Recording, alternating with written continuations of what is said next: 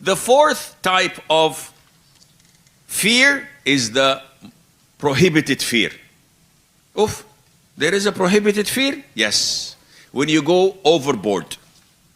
This is the fear of Al-Khawarij. When you feel that Allah is not going to forgive me. When you feel no matter what I do, Allah will put me in hell. This causes, and I do this in my counseling sessions. So they come to me, Sheikh, I have this fear of Allah, and they speak and they vent.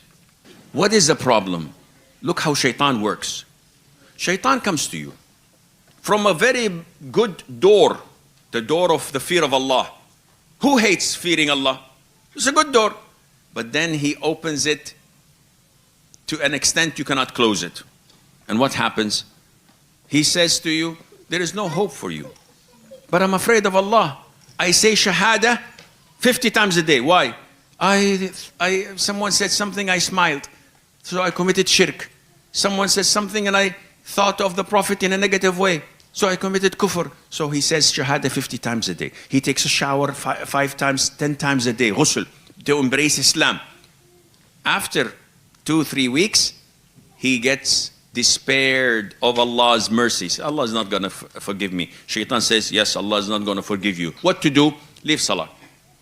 Wallahi, they come to me in the hundreds. They don't pray.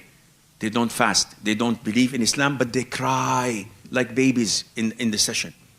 I don't want to go to hell. Don't cry, you are in hell. This is called shock therapy.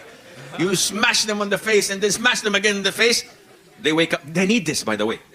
So I said, you're in hell. I said, Sheikh, I don't know. I said, you don't pray? He said, yes, I'm afraid of Allah. No, you're not afraid of Allah. You're afraid of Allah, you pray. Today. Some of them are afraid of death. This is another negative fear. I had a brother from the Gulf. He came to me in a session. And we have time, huh? So, yeah, before lunch, no problem. So he came to me and he was terrified. He looked like a pale chicken. I don't know how a pale chicken looks, but you understand. So what's the problem? He said, I have this fear of death. 3 years, I've been restless. My wife divorced me because of it. I lost my job. I lost half of my weight, Sheikh. And for the past 4 weeks, I cannot take a shower, ghusl. I do not pray. And I said, how long you've had this? He said, 3 years. And I said, did you die? The guy, Sheikh, of course not.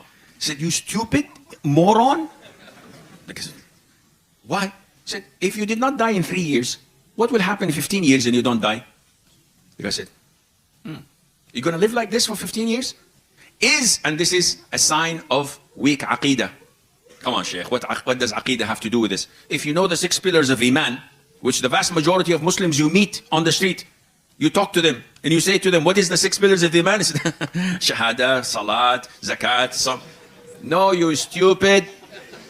It's 5. I'm talking about the 6. He said, oh, new version. 2.1. He said, no, this is Iman and this is Islam. So you say to them, أن تؤمن بالله واليوم الآخر, until you come to the qadar. خيره وشره. Do you believe in predestiny? He said, yes. Do you believe that you will die on a specific day? He said, yes. Can you be 1 minute early or 1 minute late? He said, no. He said, why are you afraid? Look at you. 3 years, you've lost everything. If you had Iman, you would go and work. So this kind of Iman, this type of fear, the fourth type of fear is the prohibited fear. Some people are so scared of things that move. A tree that moves.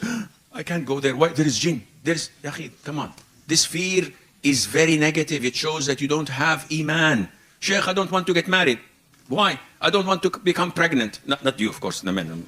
This is the guys. Yeah, some of the men are pregnant, mashallah. They're 4 months pregnant. Anyhow, let's go back to the topic. Excuse me. So they say, I get sisters like this. I don't want to get married. Why? Because I'm afraid of what? Of becoming pregnant. So everybody's been becoming pregnant since Hawa, peace be upon her. Said, yeah, but I'm afraid that my child will grow in this environment and he cannot live. And then there are LGBTQ and there are car accidents. So subhanallah, if they had Iman and trust and tawakkul on Allah, all of these would not be around them.